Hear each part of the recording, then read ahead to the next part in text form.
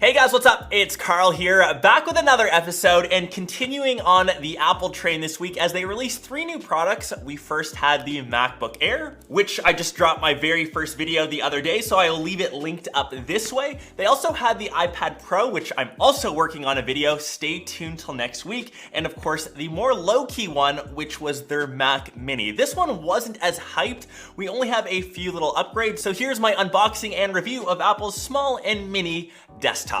So you can see here, Mac Mini on the box, it's remained the same as last year. And like I said, it's even the same form factor. We've just got the standard box. As it is the Mac Mini, nothing else is included. It's just the computer. You need to grab your own keyboard and mouse.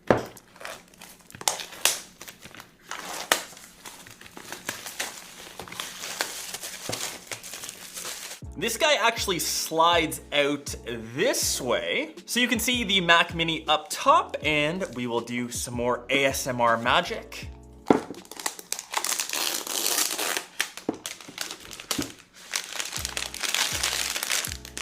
So here is the Mac Mini in a nice space gray finish. You can see that the Apple logo is in the darker, almost black chrome. We've got the power output, Ethernet, 4 USB-C ports, HDMI, 2 USB-A ports, and the good old headphone jack. And other than that, we've got a very smooth piece, an expensive piece of aluminum.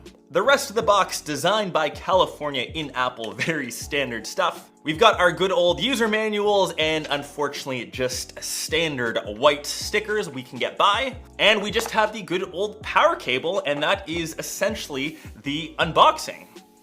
And the machining on Apple products is second to none. It looks great, it feels like a solid block of aluminum. But like I said, if we bring last year's model up, these are virtually the exact same device. There is no difference from what I can tell aesthetically, and if I mix these up, I probably wouldn't tell you which is which unless I plug them in. We'll take my space gray sticker from my MacBook Air, boom. So this is the old one, I know because it has the sticker.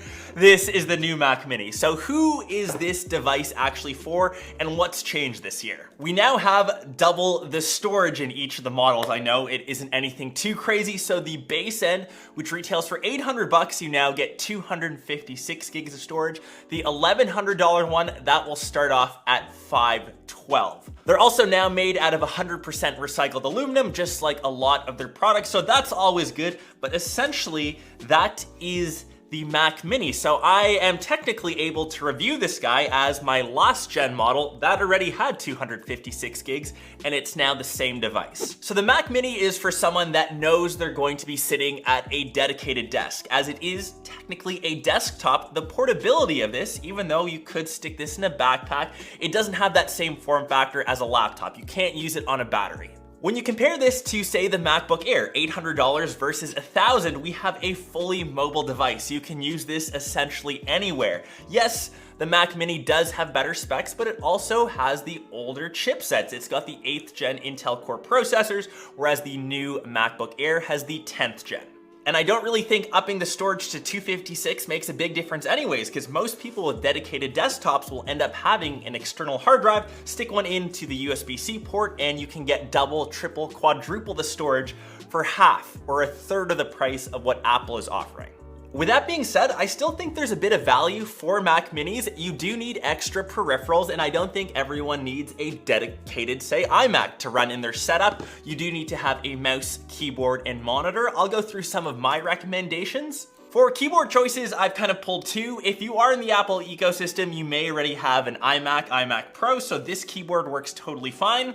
I am still a number pad fan when I'm doing my finances. I think that they're a bit easier to work with. And my second recommendation is the Logitech MX Master Keys. I don't think it looks as good as the iMac keyboards, but it does feel way better on the hands. The typing experience is easier, but I do think it's a happy medium between design and ergonomics. It's still got some of the space gray. It fits in well, and I think would match perfectly with your Mac Mini. Mouse recommendations, there's only one that I can really promote. It's the Logitech MX Master 3. The next thing which you'll need is a monitor, and this is a 4K LG. It's the 32UL950, USB-C enabled, so it should run off of one cable. Let's get this guy plugged in.